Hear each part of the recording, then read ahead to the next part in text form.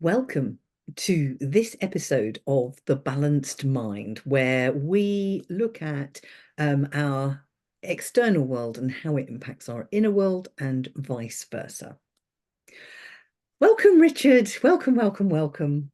We've had a long chat beforehand, and we're finally getting here into this week's podcast on imposter syndrome, or self-doubt, as I like to call it. So how are you? I'm very good. Thank you, Kim. Looking forward to the conversation again. I think it's a great topic, this one, because it's something that has infiltrated the profession. I'd say it has infiltrated, maybe it's always been there, but it's certainly a big theme for those in this profession. I agree. It's interesting because the term's been around for 50 years odd and was coined by a psychologist who's obviously was trying to elevate it to where it is, but it seems to have got really loud, I would say, in the last 10 years, maybe a bit longer, but that's where I've noticed it more. And so it feels like it's come from nowhere, but it's not new. I think that's the key, isn't it? It's not new. And in my world, imposter syndrome is where you are pretty much seeing yourself as doing something that you feel that you're not confident enough in yourself doing, or that you don't feel that you're good enough to be doing. And therefore, for me, it's self-doubt at its root core. But well, I don't know. What's your understanding of what imposter syndrome is? Um, yeah, I see it in terms of self-confidence, and Mm. if I go right back to when I came into the profession, 1981, which it's probably a year that quite a few of the viewers and listeners weren't even born. But I had no plan to become an accountant. I fell into it by accident because I couldn't get a job doing what I wanted to do, which was river. Accidental accountant. I Oh like it. yeah, there's another topic for you. I wanted to go into river management and stand in a pair of waders in a river all day, but turned out that wasn't a proper job in 1981. So I ended up, because that then meant I got a generic degree, a geography degree, and accountancy was one of the big employers. And I remember looking at all the brochures for accountants at the time, and it looked a brilliant job because you were out there talking to clients, and you were in factories and on farms and in science labs. And I thought, what a great job this is. And then I joined it on day one and realized all you did was analyze check stubs for. So I immediately, because I wasn't strong at maths, I'd never seen it as a subject. And the first thing I had to do back then, because I got a generic degree, was to do what they call the graduate conversion course. So if you'd done an accountancy degree, you could go straight onto accountancy training. If you hadn't, you have to do this conversion course first. And I went along to this course. I think it was a 4-week course, and I was lost, absolutely lost. I didn't understand the language. I didn't understand what they were talking. I didn't understand anything of what they were talking about. And everybody else in the room seemed to be sailing along, and they all seemed to be in big firms and all, straight away they got their career mapped out and the rest of it. And I'm just sitting there on my own thinking, I've just made the worst mistake of my life. This is horrendous. And I felt that I didn't have a right to be there. And then at Christmas, when I actually took the exams, I somehow passed. I have no idea how. I somehow passed. And I came away from those thinking, well, I must know something. It's sort of validated it's something. Some would argue in the 40 odd years since I've still been rubbish at the actual technical side of things. But it's weird when the moment you start to doubt yourself, everything else just gets so much harder, or feels so much harder, even though, I mean, I passed. So clearly it wasn't. Clearly I wasn't as bad as I thought I was. Mm. But it's just, once it gets inside your head that you can't do it, or you don't deserve to be there, or the feeling I had then was that everybody in the class was better than me. Now there were people in that class who didn't pass, so clearly I was wrong again. But once it's embedded in your head, it becomes real, and it just stops you performing, or you think it stops you performing. And I've seen that ever since, with people in our profession, and especially over the last 15 years or so, where I've been working with accountants themselves. I work with some brilliant accountants who think they're rubbish. And it's a weird thing, because it's like, look around you, look at what you're doing, look at what you built. Why do you think you're rubbish? Why do you think that everybody else is better than you? And what sort of Strange. answers do you get there? Because I think that's a very valid one, and one I do come across. People who are, and I say people because it's not just accountants, people who are down on themselves but thinking everyone else is doing amazingly, and it's almost like they've got rose-tinted glasses on for them, and for themselves. When they look at themselves, those rose tints come off, and they see all the negatives. So, what sort of reasons do you think that they give? I mean, or that they've given you in the past? I think, I mean, these days it's very easy to go, oh, well, it's down to social media. I go on LinkedIn and see that everybody else is doing amazing and I'm not, or yeah, and I'm thinking, and okay, it's not that, but social media has only been around for a fraction of the time that I've been in the Mm, profession. So, and yet this has always been there. Sometimes I think it's down to the training. We aren't, we're almost trained to find the negative, I to agree. be cautious, to be Yeah. cynical, to find out what's wrong, to focus on the problems. So I don't think that helps us, because if we're constantly looking at what we're doing wrong, that impacts on us. But I think there's something deeper than that. It's like when you go, I don't know where the line lies between self-confidence and imposter syndrome. Whether I feel like they're all on the same line. It's just I don't know where you flip from one to the other. And maybe you don't. Maybe it's the same thing. But I think it's it's a like when bleed. Yeah, it's like a spectrum. I often, talk about spectrum. So if we were just talking imposter syndrome, there will be a spectrum of imposter syndrome, little to no imposter syndrome, and lots of it. And then that fits into the wider spectrum of, for me, self-belief, which bleeds into confidence. So yeah, I think what you're saying is absolutely right. It's just a spectrum, so it does link. but I think it must be if you go on a course, you go on a CPD course, and there's 100 accountants in the room, and they ask a question, and you think you know the answer, but you don't put your hand up because you assume that the other 99 already know the answer, and also you think there's a real chance that possibly you're going to get it wrong, and the other 99 are going to laugh at you, and there's no logic for that. It's never happened. Why do we assume that everybody else in the room is so much better? It's when I've these days it's on the other foot. I'm the one standing at the front of the room asking the questions, and people will say to me, "Oh, it's all right for you, Richard. It's all right for you to say this, or it's all right for you to do this because you can do this sort of thing." And I'm thinking, if only you knew why do they think that all of a sudden I'm the one who's giving them the imposter syndrome? It's quite bizarre. I will make the point that none of us know who the best accountant in the room is. Why would we? I know for sure it's not me. So why do they think that I'm the one who is giving them imposter syndrome? If indeed you can give it to somebody else, I don't know. I think it's just a Yeah. little thing. You can't. People who've got imposter syndrome, or self-doubt, or lack of self-esteem, or what's the other self that goes in there? There's another self. But if they don't believe in themselves, and they don't have a high opinion of themselves, it's not coming from outside. It all starts with them. So let's be very clear to yourself and to our listeners. You cannot give somebody else imposter syndrome. They are susceptible to it for reasons that are internal. But you were saying there about why did they think that you're better than they are? Certainly there's an authority thing going on there, isn't there? It doesn't mean to say you've got the authority, but somehow they've bestowed that on you because you're at the front of the room and coaching them. And because you're there, you must know more than them. Mm. And yet, interestingly, years ago, I worked with one of my friends that I got when I worked at Motorola. She was in the training department, and she was talking about training, and she said, "You only need to know 10% more than your audience." I was like, "What? You only need to know 10% more?" And do you remember the film of that pilot? He wasn't a pilot. He was, oh, who did it star? He was basically an imposter. He wasn't even doing the syndrome. He was just doing the impostery bit, and he pretended to be a pilot. And he was working within a university at one point.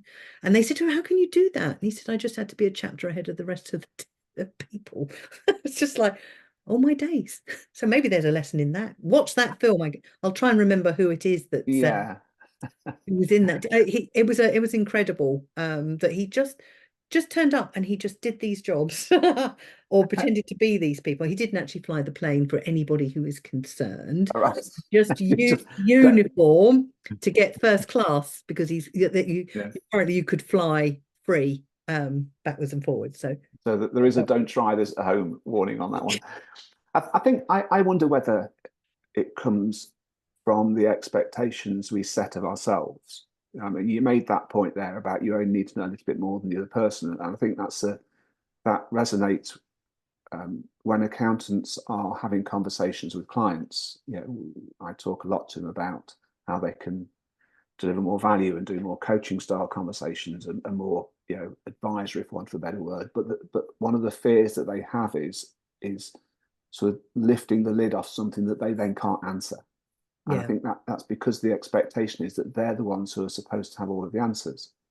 It's like when you talk to people who have been promoted to manager, for instance, and yeah, this self-doubt is very prevalent at that level. And it's because all of a sudden they think they're supposed to be the person who can control everything and have all the answers and sort out every problem.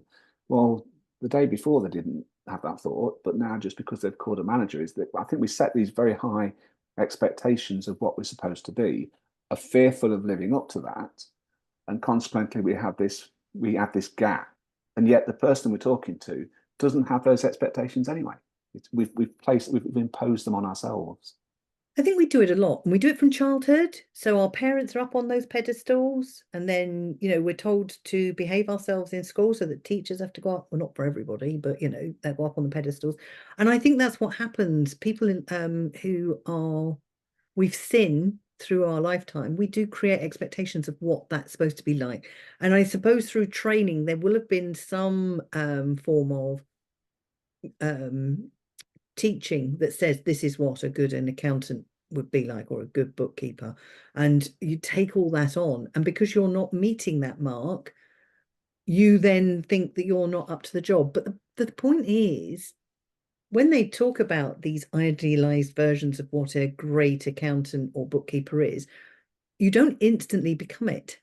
You have to train, and you have to have work experience and more experience and more experience, and not just in one area, but a broader area to become the great accountant. And it could take, some time. I mean, everybody's different, I guess, but it, I think people do not realize the time that it can take to become whatever it is that you think you need to be. And instead of, you sitting with that idea of I'm not as good as them, what is the gap? What are you doing about it? How are you taking that and making it your own? Because they may be really skilled in one area, but not in all areas. And you're only seeing the bits that you want. You may negate all the other stuff that they're doing because you're just interested in the things that they're doing that you want to be able to do. It's a development plan. I was talking to someone yesterday, a young person who's developing up to quite high levels now, and I was saying to her that all you can strive to be is the best version of yourself. You know, Yes. it's up to other people whether they decide that's good enough or not good enough for them. But if it's all you can be, the best version of yourself, I think we have an education system that is a pass or fail system that is essentially determined by somebody else's pass mark. When we come into, if you come into a profession like ours, where there's ongoing training or less fit, it's still this pass or fail mentality that somebody else is saying you're good enough or you're not good enough. And I think, we want, particularly as employers, we have the opportunity now, and I'm thinking especially with Gen Z in mind, to flip that around and go, well, let's just help you to be the best version of yourself. Because if that's what you achieve, that's awesome, and let's let others then decide whether that's good enough or not for them, because that almost make it their problem. And I think it's one of those things that comes with age, that you start to relax a little bit about this. And if I'm disappointed in my own performance, that's right, and I should be able to understand why and do something about it. But if I've done my best and somebody else is disappointed in my performance, well, they're going to have to sort that out themselves because I can't do any more. And I think it's trying to create that sort of, flip it around. This concept that if that person says, no, that's not good enough, by their benchmarks, should that necessarily knock me down? Because my benchmarks are different. And I don't know whether, we almost like we self-consciously judge ourselves by how we think other people are going to judge us, and invariably get it wrong. We very often second guess people all the time. We mind read, if that's the right terminology. We mind read what's going on for them. We have no idea. We don't know what's going on. The angry person or the grumpy person that comes in. We assume it's about us, and it's not. It could be only many things that will have happened in the couple of hours before they get to work. So you're right. We just need to be mindful of we can only ever control what's in us. Stephen Covey's circles of influence, I've been talking about that this morning, is that, it's very much about that core bit, which is us. We are the only person who can control us and make the changes that we need to do. So you're right. It's very much about setting your own standards, but ones that are attainable. I think expectations, standards, whatever you want to call them, they are set quite high for some reason, and it will be for a whole different set of reasons. Everybody's different, but I do wonder sometimes whether it's it is other people's expectations of us, and we've taken them on, even if they're not right for us. Bless us. So I think we are, and that's mind reading some of that as well. I've had clients who've talked to me about what their parents wanted for them. And I said, did they say that explicitly? No, but they'd somehow gleaned that from different things that they said or that they were doing, but it wasn't specifically about them. So that's really interesting. Where has that sort of rubbed off on us and set our own expectations? I don't know. Mm. Expectations is a whole topic on its own, but what it does is when you're not meeting those expectations, you're going to be down on yourself. And the brain does love it when we're being negative, because that's the thing we've got to avoid. That's the thing we've got to, keep safe from, or find strategies to keep safe from. So when I'm talking to people and they're talking about imposter syndrome, it appears in many different ways, at a behavioral level, a cognitive level, and an emotional level. Yeah, we seem to put almost a cap on ourselves. We when we do something well, we just seem to accept that that's us doing our job, and then we focus really heavily on something that we don't think we've done well. I can talk to someone who's had a review, for instance, and they'll go, "Oh, yeah, I've done this wrong and I did this wrong," and I'll go, "Well, they must have said something good about you," and they went, "Oh, yeah, well, they said this, and this, and this," but and then pass it away. Let me focus on what I'm doing wrong. We beat ourselves up all the time, but nobody else is doing it. I mean, when I talk to these accountants or bookkeepers who are, they don't believe they're doing a good job, I'll say, so, you must have a pile of complaints then. Oh, no, the clients are really happy. Okay. How about the team? Oh, the team have been with me for years. Right. So who thinks you're doing a bad job then? Well, I'm just not very good at what I do. The evidence says otherwise. I think and maybe that's, I don't know whether we solve this by just talking, like is often the solution. I think I encourage people to celebrate their successes, to mark their successes, to do tangible things. So when you do something right, put a pebble in a jar or something, so that at the end of the day you can go, wow, we did all that good stuff today. Because you go home and worry about what went wrong again. And Yeah. I think we've got to work. If we genuinely think we're not very good at something, fine, fix it. Go and do some more Yeah. training or whatever. But actually, if you can't put a finger on what you're not good at, then maybe it's not there in the first place. Just start to build yourself up.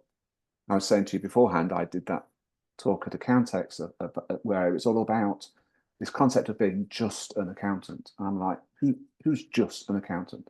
And I list the amazing things that accountants do, in terms of changing lives and running the economy and supporting law and order and truth and fairness and bringing all sorts of things. We do it all the time.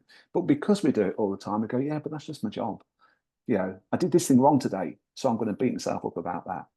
And actually, you didn't even do it wrong. You just think that you did it wrong because somebody else you think would have judged it differently. We're complex beasts as Oh, accountants. incredibly complex. There was so But much on there, I don't know where to start. well, Um, I don't think we're any different though. I mean, people say, oh, it's the sort of people that come into accountancy and bookkeeping. No, it's not, because we're just the same as any other group in society. But we do have this ability to shoot ourselves in the foot. yeah. And I think that without getting into that today, but our thinking styles become habitual, and we've talked about habits before, but when you get into this whole critical negative mindset, it's really challenging to come out of it. And I think that's what we've got to start looking at is, if we are doing that to ourselves, let's capture it. If you're going to think about it, let's capture it and get it out of your head. I was talking earlier about how our thoughts are, the repetitive thoughts are like a train on a toy track going round and round. So they're going round and round your head all the time. And until you take them out of your head for some reason, write them down, talk about them, they're going to keep going round and round because there's nowhere for them to go. And the brain and the deeper mind doesn't want you to forget because there's a purpose to it. Keep coming up, keep coming up. So the message for me, for people who are experiencing self-doubt, imposter syndrome, whatever they want to call it, lack of confidence, lack of self-esteem, is you've got to start to build yourself up and change your mindset. And I was talking to somebody the other day, and I said about 3 gifts, and it's something I learned when I did hypnotherapy. And basically, at the end of the day, you write down 3 things you did well. Now, in and of itself, you'll be like, what's that all about? It's about training the brain. Because once it understands you're doing that every night, what happens is it starts to look for more. And then you can go to 4 things a night, when you start to see them coming through. So you can write 3 is the minimum, and then any others, fabulous. But the idea is you're changing your mindset slowly so that the unconscious mind's like, oh, this is what we need to do.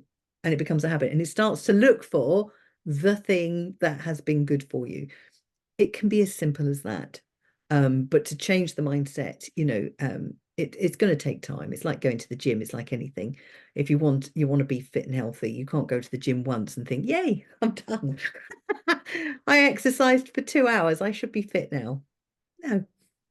I think it is. I mentioned about having a jar and putting pebbles in it, for You did, instance. yes. I mean, in my one of my favorite local bars, they have a bell on the counter, and every time they get a tip, they just ding the bell. So all the staff know we've got another ding, we've had another win, and it's just marking the successes, marking the wins, marking the things that we've done well, and not it it may be a mundane tax return, but to the client, it's a job off the table. It's a stress that's sorted out. It's something that they haven't got to worry about. It's a win. Yeah, but we go, oh yeah, but that's what I do. It's not. And you did mention this earlier, and I was going to say something then, is that things that come easy to us or that we love, we think, everybody can do them. Mm. No, it's not true. What you find easy, other people do find difficult. So as accountants and bookkeepers, the work that they're doing is really important to people who don't want to be going to do the numbers, who don't want to get involved in that. They just need somebody to take care of it for them. But because you find it easy, they are down valuing it, and Mm. in consequence themselves. So let's just up the profession a bit more and talk it up about what they're doing, the value of what they're doing, not just for for themselves in terms of earning money for their family, but for their community. So everybody knows who they're serving, knows what tax to pay. Because if there's no tax paid, we wouldn't have the services. We wouldn't have, the councils who are clearing our rubbish away or repairing roads or all that good stuff. On a UK level, obviously, there's more that's going in their infrastructure. We're paying for that. And we're paying on a global level as well to support other countries who are not doing as well. I'm not sure politics wise, let's keep that out, but we are contributing globally somehow. So the work you do seems really not important perhaps for some people, but boy, does it have a big effect. We make all that happen. Those wheels, commerce work because of accountants, because of bookkeepers. Yes. And I think in a professional firm, everything you do, every piece of work you do, every conversation you have has value. It saves someone time, it saves someone money, it reduces someone's risk. If it doesn't, why are you having the conversation? Yeah. But we just go, yeah, but it's just in a day's work. It's just what we do. Yeah. Yeah, that's a bit like a policeman saying, yeah, I know we keep the streets safe, but it's just what we do. To the rest of us, it makes a big difference. Oh, makes a big difference. So for those who are feeling that they've got imposter syndrome or self-doubt, self-esteem issues, whatever, then you're right. It's about noticing what you do well. I did a program last year. No, it ended last year, I think. And one of the suggestions, and I'm not suggesting our listeners do it, but it's, if it's really, something you're concerned about, I think it's well worth doing. He started a spreadsheet, and what he does is he puts everything in there that he achieves, succeeds at, he's good at, and he just keeps adding to it, so that at any point when he's feeling down and doesn't feel like he's doing very well, he's got something he can refer back to. Because I think we forget. I think that's the biggest trouble. We forget the good stuff we've done. That's done. That's gone. Yes, but it's made you who you are today. So let's I, not do that. I'd say, Kim, you've just given a bunch of accountants the chance to start a new spreadsheet. They're already Yay! on Excel now. Oh, bless them. Do you know what? I never used to be a big fan of Excel. Every job I did moved me through the different documents that Word did, Microsoft. So I used to work in a bank, Word, worked in accounts payable and finances, Excel, and then moved on to training, PowerPoint. So I've had my training through my career. So if that helps, let's do it. Let's set it up. Maybe we should think about thinking of a competition there somewhere at some point, Yeah, let's not do that. Okay, so as we come to the end of this podcast, any passing last thoughts or pearls of wisdom that you've got that we can share on? Just celebrate your wins. Just recognize the real value in all the stuff you do every day, all the small stuff. Don't dismiss it. Just you win far more than you lose every single day. Yeah, I agree. And to do that, you've got to become more aware, self-aware, that is. Oh, thank you, Richard. That was really good. I really appreciate your time there. And to our listeners, as always, thank you so much for tuning in. Next podcast will be why your vision matters. Another really important topic, I think, for everyone. Thank you so much.